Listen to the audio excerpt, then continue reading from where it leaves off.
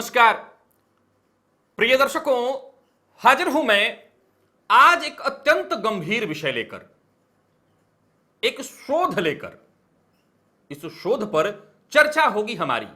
एक ऐसा विषय जिस पर विवाद होता है, बहस होता है, परंतु संतुष्टिजन्य जवाब कहीं से निकल करके नहीं आता। मैंने भी इस विषय पर पूर्व में आप लोगों को कई बार अथक प्रयत्न किया संतुष्ट करने का, लेकिन खुद मेरे ही दिमाग में जब इस विषय को लेकर के प्रश्न उत्पन्न हो रहा हो तो मैं आपको संतुष्ट कहां कर सकता हूं। और यही कारण रहा कि इस पर निरंतर शोध करना पड़ा, खोज करना पड़ा। और इस आज के विषय में मैं कह सकता हूं कि ये पूरी तरह से मेरा शोध है तो ये गलत हो जाएगा। इस कार्यक्रम में जितनी बातें मैं बता रहा हूं, इसमें मेरे साथ साथ मेरे छोटे भाई जिनसे आप पूर्व में मिल चुके हैं, उनका शोध है। पर फिर भी यह विषय अत्यंत गंभीर है और समझने वाला है। बहुत सारे दर्शक मां कामाख्या के मंदिर में दर्शन करने गए होंगे। वहां पर मां का जो अंग गिरा और जिसकी पूजा और आराधना होती है, वर्ष में बताया जाता है कि मां रजस्वला भी होती हैं। अब एक विचारणीय तथ्य है, रजस्वला एक ऐसा काल, माहवारी का एक ऐसा समय जब हम महिलाओं को अस्पृश्य मानते हैं, अछूता मानते हैं। इस विषय को लेकर के आज की जो नौ युवतियां हैं, नई लड़कियां हैं, उनके मन में भयंकर विरोध उत्पन्न होते देखा जा सकता है। वो कहती हैं कि एक जगह महिला की आप पूजा करते हैं और वहां के वस्त्र को प्रसाद स्वरूप ग्रहण कर सकते हैं, इस काल के वस्त्र को, और आम समय में हमारे साथ ऐसा भेदभाव। ये तर्क दिमाग को बार बार पिन कर रहा था। क्या सचमुच माहवारी का समय ऐसा होता है जहां महिलाएं अस्पृश्य हो जाती हैं, अछूत हो जाती हैं, उनको नहीं छूना चाहिए? और फिर जब शोध और शोध के बाद जो रहस्य सामने आया, उस रहस्य ने एक बात तो अवश्य दिमाग में क्लिक किया, क्या कि ये वो समय होता है जब स्त्रियां सर्वाधिक श्रेष्ठतम अवस्था में होती हैं। और इसका मैं प्रमाण दूंगा। आम शब्दों में अगर मैं यह कह देता हूं कि सर्वाधिक पवित्रतम समय होता है तो लोगों को यह स्वीकार्य नहीं हो पाएगा। लेकिन अगर मैं यह कहता हूं कि सर्वाधिक श्रेष्ठतम, महिलाओं के जीवन का सर्वाधिक श्रेष्ठतम समय होता है, तो वो विचारणीय होगा। क्योंकि आम समय परिस्थितियों में अगर देखा जाए तो जहां पूरी तरह से अछूत माना जा रहा है या माना गया, अब तो मतलब शहरों में इस पर बहुत ज्यादा कोई विचार नहीं करता, लेकिन विचारणीय तथ्य है। हां, यह बात सत्य है कि इसके पीछे जो रहस्य था, अछूत मानना, वहां गलती थी, यहां भेदभाव बनाकर के इसको गलत बना दिया गया। रहस्य यहां है, पर्दा यहां उठना है। क्या हमारे महर्षियों ने उस समय स्त्रियों को जिस तरह से रहने के लिए कहा वो गलत था? क्या होता है, माहवारी के काल में कहा जाता है महिलाओं को भोजन नहीं बनाना चाहिए, पूजा पाठ नहीं करना चाहिए, एकांत में अलग रहना चाहिए। और यह बात महिलाओं को सबसे ज्यादा चुभती हैं, विशेष करके आजकल की पढ़ी लिखी महिलाओं को। फेसबुक पर एक बार मैं ऐसे ही सर्च कर रहा था तो एक पोस्ट मेरी आंखों के सामने से गुजरा, जिसमें किसी ने लिखा था कि अगर आपको विश्वास नहीं है तो एक छोटा सा पौधा गमले में लगा करके जिस स्त्री को या लड़की को माहवारी आई हुई है उसे जल डालने के लिए दीजिए, कुछ ही दिनों में यह पौधा सूख जाएगा। बात लगभग सत्य है, लगभग सत्य है, इसमें कोई आश्चर्य नहीं है। तो दिमाग ने कहा बिल्कुल ठीक, बिल्कुल ठीक। तो फिर दिमाग कहता है कि जब कामाख्या में आराधना हो रही है इस चीज की, तो यह खराब कैसे हो सकता है, यह अस्पृश्य कैसे हो सकता है? प्रिय दर्शकों, आप सबों ने कभी तो महाभारत देखा या सुना होगा, पढ़ा होगा। आप विचार करके देखिए महाभारत में असल में आपको चमत्कार कहां दिखाई पड़ता है।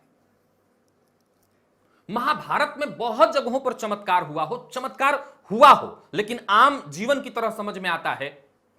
बड़ी सेना से पांडवों का लड़ना और जीतना, इसमें चमत्कार नहीं था, पांडव वीर थे, लड़के जीते। लेकिन चमत्कार कहां दिखाई पड़ता है? कहीं चमत्कार आपको दिखाई पड़ता है? एक जगह पर, महाभारत में एक जगह पर चमत्कार दिखाई पड़ता है। कहां? जहां भरी सभा में द्रौपदी का चीरहरण किया गया, वहां पर ही चमत्कार दिखाई पड़ता है। कैसे? उस समय द्रौपदी माहवारी के समय में थी। और एक और बात, माहवारी के समय में हमारे यहां ऋषि महर्षियों ने नियम बनाया, एक वस्त्र में रहना है, एकांत का सेवन करना है। और मैं इस रहस्य को पूरी तरह आज आपके सम्मुख बताने जा रहा हूं। वहां पर आपने चमत्कार देखा। चमत्कार महाभारत में बड़ी, अगर कहा जाए तो बड़ी मात्रा में चमत्कार वहां पर हुआ। एक और बात, मैं इसके प्रमाण महाभारत से ही निकाल करके ले आया हूं, जहां भगवान श्री कृष्ण युधिष्ठिर से कहते हैं कि अगर मैं उस समय पर आ गया होता तो मैं द्यूत होने ही नहीं देता।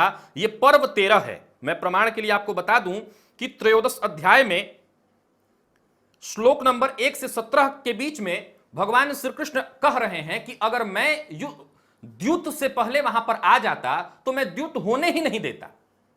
गौर करिएगा, भगवान श्री कृष्ण ये युधिष्ठिर से कह रहे हैं और बता रहे हैं कि उस समय द्वारिका पर ऐसी स्थिति, विपत्ति आ गई थी जिसके चलते मुझे कहीं और जाना पड़ा, मैं स्वदेश में ही नहीं था। वो कौन आया था? जिसने द्रौपदी का चीर बढ़ाया। भगवान श्री कृष्ण खुद कह रहे हैं कि मैं आया ही नहीं, मैं नहीं आ सकता था, मैं कहीं और था। आता तो मैं द्युत होने ही नहीं देता। द्युत की उन्होंने बहुत सारी बुराइयां बताई हैं, मैं होने ही नहीं देता, बलपूर्वक तक रोकने की बात उन्होंने कही है। फिर वो कौन थे जिन्होंने द्रौपदी का चीर बढ़ाया? और ये सभी जानते हैं कि द्रौपदी का चीर बढ़ाने वाले भगवान श्री कृष्ण थे। यहां पर बात आती है भगवान की, वहां पर भगवान की बात आती है। द्रौपदी ने पहले सबसे गुहार लगाई, सबसे मांग की कि मुझे मेरी रक्षा करो। कोई जब नहीं किया तो द्रौपदी ने अपने वस्त्र को पकड़ना छोड़ सीधा भगवान श्री कृष्ण का ध्यान किया। और गौर करिए, उस समय वो माहवारी के समय में थी। अब आ जाती है बात ये कि निसंदेह वो काल बहुत विशेष होता है। सीधी सी बात है कि मानव जाति के सृष्टि के प्रारंभ का वो काल होता है जहां से महिला गर्भ धारण के लिए तैयार होती है। वो काल अपवित्र और अस्पृश्य कैसे हो सकता है? कैसे हो सकता है? फिर हम ऋषियों ने एकांतवास, एक वस्त्र धारण करना इत्यादि बात, और फिर ये मैंने अभी उदाहरण जो बताया कि गमले में पौधा है तो उसको जल दो और वो सूख जाएगा, ऐसा क्यों? पूजा पाठ की चीजों को छूने की मनाही क्यों की गई? यहीं पर एक और तर्क निकल करके आता है। जो मेरे दर्शक हैं उनमें कई सारे ब्राह्मण दर्शक होंगे जो पूजा पाठ कर्मकांड कराते हैं। आप लोग जब रुद्राष्टाध्यायी का पाठ करते हैं तो आप लोगों ने गौर किया होगा कि रुद्राष्टाध्यायी के आखिर में जब 8वां अध्याय हो जाते हैं और तब एक बार अंतिम में गायत्री मंत्र आता है, और उस समय आपने चूंकि एक परंपरा देखी है और परंपरा में गायत्री मंत्र केवल और केवल मुंह में बोलते हैं, बोल के नहीं बोलते। एक प्रश्न दिमाग में सदैव खड़ा होता रहता था। यह भी एक प्रश्न सदैव दिमाग में खड़ा होता रहता था कि पुरुषों को गायत्री मंत्र जपने की छूट है, वहां पर ब्राह्मण मुंह में क्यों बोलते हैं?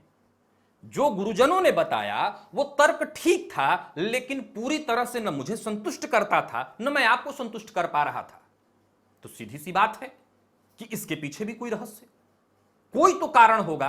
भाई छुपाया किससे जा रहा है? पुरुषों को करने के लिए कहा ही जा रहा है और पुरुष ही बैठ करके ये पाठ कर रहे हैं, छुपा किससे रहे हैं? तो सीधी सी बात है, महिलाओं से। महिलाओं को सुनने से रोका जा रहा है। आज बड़े गंभीर, ये जो विषय है बड़ा गंभीर है, और विशेषकर महिलाओं को कहना चाहता हूं, गंभीरता से सुनिए। इसमें गंभीरता की आवश्यकता पड़ेगी, तब समझ में आएगा रहस्य कहां है। मैंने जैसा बताया कि यह बात सत्य है, इसीलिए कहा कि छोटे बच्चों को, जो घर में बच्चे हैं, छोटे बच्चे हैं, उनको अपने हाथ का बनाया भोजन मत दो। मैंने भी कहा था, इसकी पुष्टि की थी, तर्क नहीं था बहुत ज्यादा, बस तर्क इतना ही था मेरे पास जो मैंने दिया था कि एक ऐसा काल होता है जहां महिलाएं बहुत चिड़चिड़ा हो जाती हैं और अन्न से ही मन बनता है, यह मेरा तर्क था। लेकिन यह तर्क पूरी तरह संतुष्ट नहीं कर पा रहा था जब बात कामाख्या की आती थी।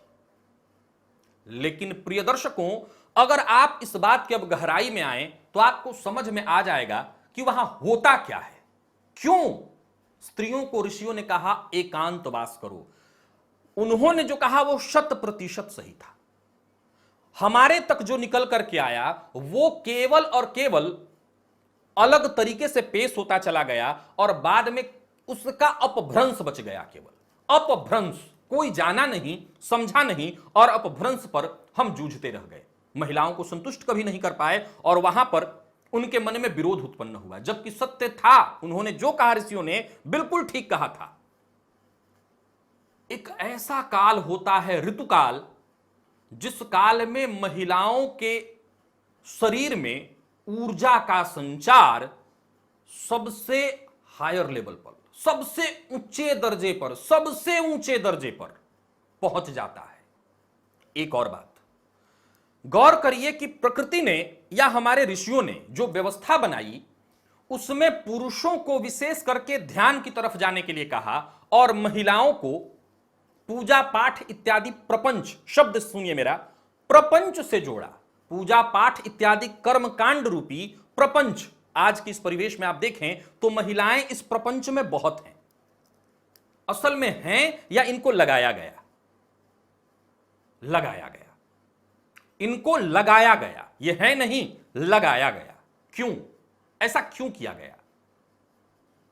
क्योंकि सृष्टि की ये जो सुचारू रूप से ये परंपरा है, ये जारी रखी जा सके, इसके लिए आज हर प्रश्न का जो आपके मन में उत्पन्न हो रहा होगा, उन सभी प्रश्नों का जवाब देने बैठा हूं। सो सुनिए और समझिए। अब सबसे पहले तो आपने ये जाना कि ऋतुकाल के समय में इतनी ज्यादा ऊर्जा, यही ऊर्जा उस समय द्रौपदी के शरीर में था और इसी ऊर्जा के कारण थोड़े से समय में भगवान श्री कृष्ण, यहां गौर करिएगा, भगवान आए थे। मैं बार बार शब्द इसलिए मैंने प्रमाण कहा महाभारत में कि भगवान श्री कृष्ण उस समय कहते हैं युधिष्ठिर से कि मैं आ ही नहीं सकता था क्योंकि मैं कहीं अन्य देश था। उस समय द्वारका पर कोई परेशानी, विपत्ति आ गई थी, तो वहां भगवान आए थे।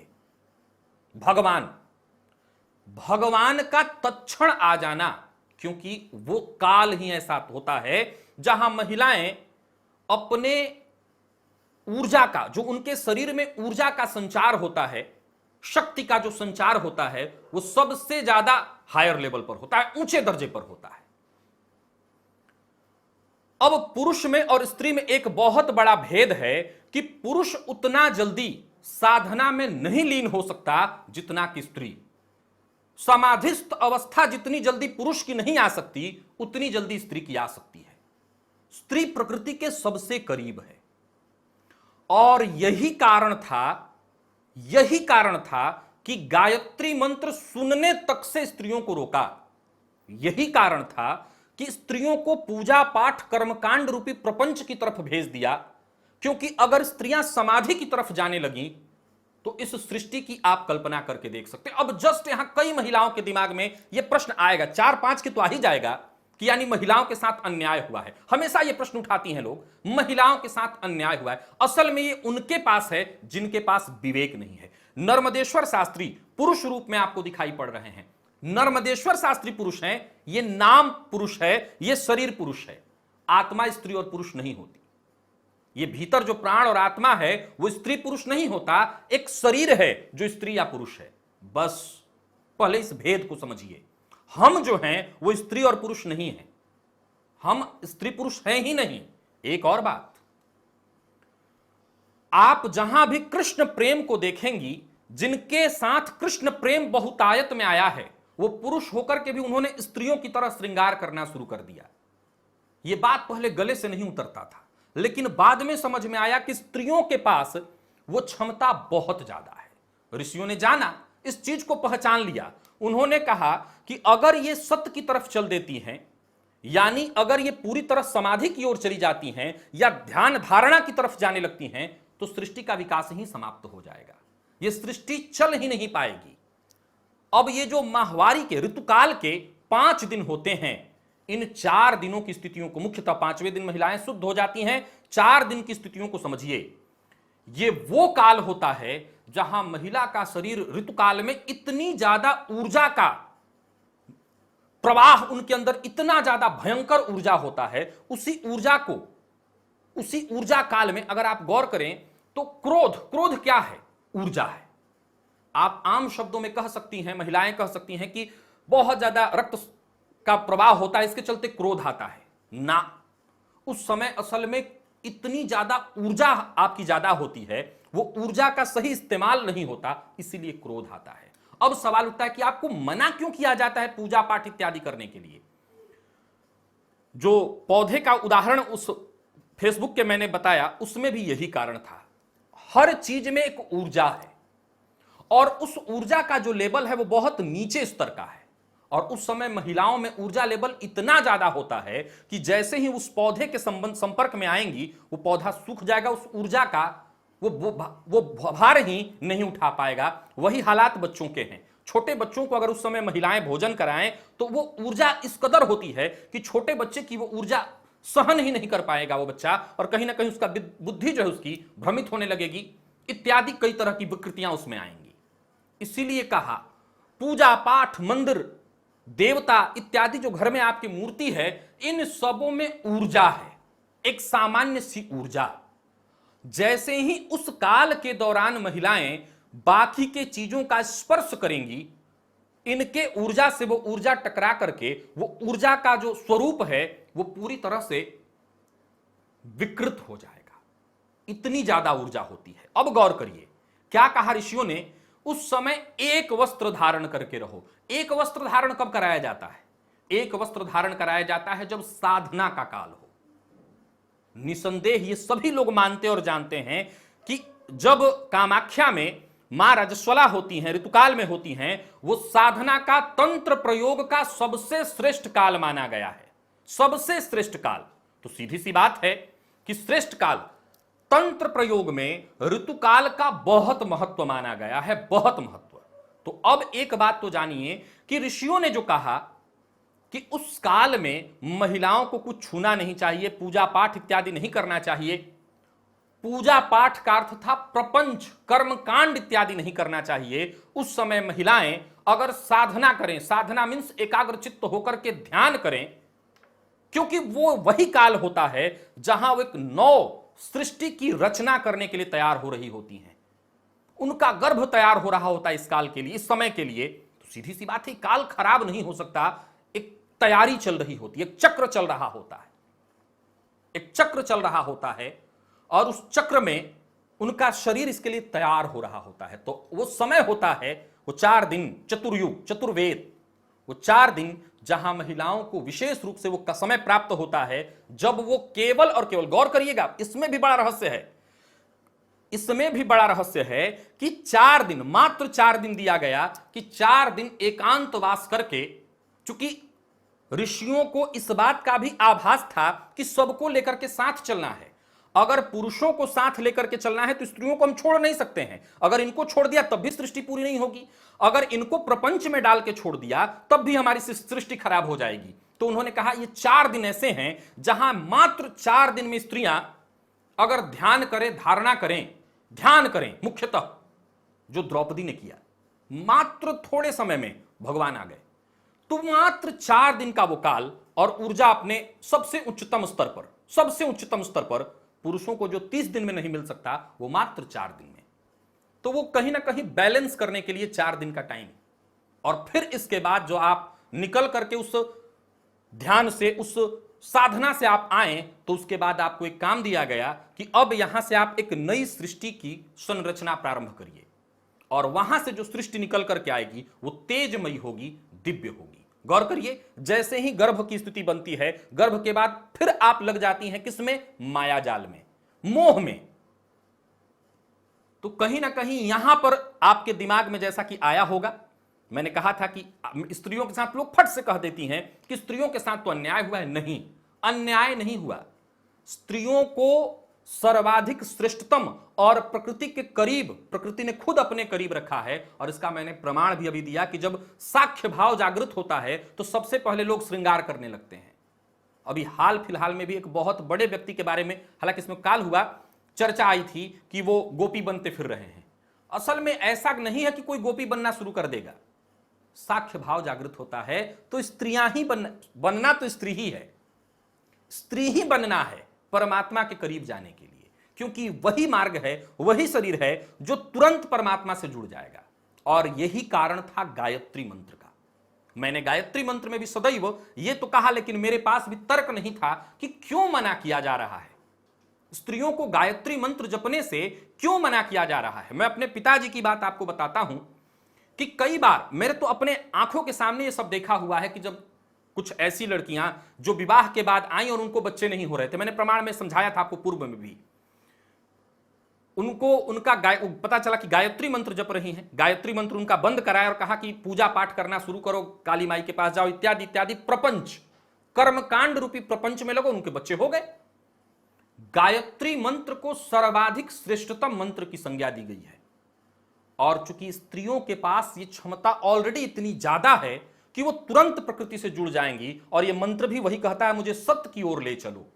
तो सत्य की ओर जाना यानी मोह निद्रा से जग जाना, ये मोह निद्रा है। और मोह निद्रा से जग जाओ तो फिर बच्चे किस लिए, संतान किस लिए, फिर किसी चीज की आवश्यकता नहीं है। तो इसलिए जो बहुत ज्यादा स्त्रियां, लड़कियां अगर गायत्री मंत्र जप दें तो फिर उनको संतानोत्पत्ति में, और देखिए ऋषि कितना ज्यादा इस बात को महत्व देते थे, वो गायत्री मंत्र को कितना महत्व देते थे कि सुनने तक को वो रोकते थे, सुनने तक को। उनके मन में स्त्रियों के प्रति कोई द्वेष नहीं, वरन इस सृष्टि की संरचना थी, इस सृष्टि को चलाने की चाहत थी ताकि ये सृष्टि चलती चली जाए। इसलिए उन्होंने ऐसा किया, न कि उनके मन में कोई द्वेष और दुर्भावना। और सोच के देखिए कि उस समय क्या उनके साथ उनकी ऋषि पत्नियां नहीं होती थी, वो भी इसमें साथी होती होंगी, वो भी इसमें जुड़कर के इस संरचना को बनाती होंगी। ऐसे केवल पुरुषों के बस की ये बात हो ही नहीं सकती। तो अब ध्यान रखिएगा कि ऋतुकाल का समय कोई अपवित्रतम और अस्पृश्यता वाला काल नहीं, सर्वाधिक श्रेष्ठतम काल होता है। लेकिन आपकी ऊर्जा उस समय इतनी ज्यादा ऊंचे लेवल पर होती है कि किसी चीज को छूना यानी उसके ऊर्जा का बैलेंस बिगाड़ देना। इसलिए आपको दूर रहने के लिए कहा गया, न कि अस्पृश्य, अछूत नहीं, परम पवित्र। भगवान श्री कृष्ण इसीलिए उस समय साड़ी, कहा ना कि नारी बीच साड़ी है कि साड़ी बीच नारी है। अगर अस्पृश्य वाली बात होती तो भगवान श्री कृष्ण नहीं आते, भगवान आ गए थे। तो इस प्रमाण को याद रखिएगा। और इसलिए वो लोग जिनके मन में, उन स्त्रियों के मन में कि कामाख्या में पूजा होती है और हमारा अपमान नाना, वो बिल्कुल ऊर्जा का समय होता है, एक श्रेष्ठतम ऊर्जा का समय, एक ऐसा काल जहां आप सबसे ज्यादा पवित्रतम स्थिति में होती हैं। आपकी ऊर्जा का लेवल इतना ज्यादा होता है कि आपको मना किया गया, न कि वो अपवित्रता का समय है, न कि वो अपवित्रता का समय है। आशा करता हूं इसमें कोई संशय अब न रह गया हो। यह विषय मेरे भी दिमाग में था। जब मुझे इस विषय के बारे में पता चला तो मैंने कहा, ओह यह विषय है। कई बार हमारे ऋषियों ने चीजों को इतना ज्यादा कोड में बांध दिया है कि उसको खोल पाना, रहस्य को निकाल पाना, क्या लगता है आपको मैंने जितना बताया इतना ही होगा? ना, हो सकता है कल को इस पर और रिसर्च आ जाए और इससे और बेहतर रिसर्च हो। कल को हो सकता है इससे ज्यादा बेहतर मैं ही रिसर्च आपके सम्मुख रख सकता हूं, रखूं। लेकिन हां, हमारे ऋषियों के द्वारा बताई गई कोई भी परंपरा अपने आप में अद्भुत और अद्वितीय है, अद्वितीय है। भोजन के लिए कहीं नहीं खाना है वो मना करते थे, आज तो आप मान रहे हैं ना। तो प्रिय दर्शकों, आज के लिए बस इतना ही, इजाजत दीजिए, नमस्कार।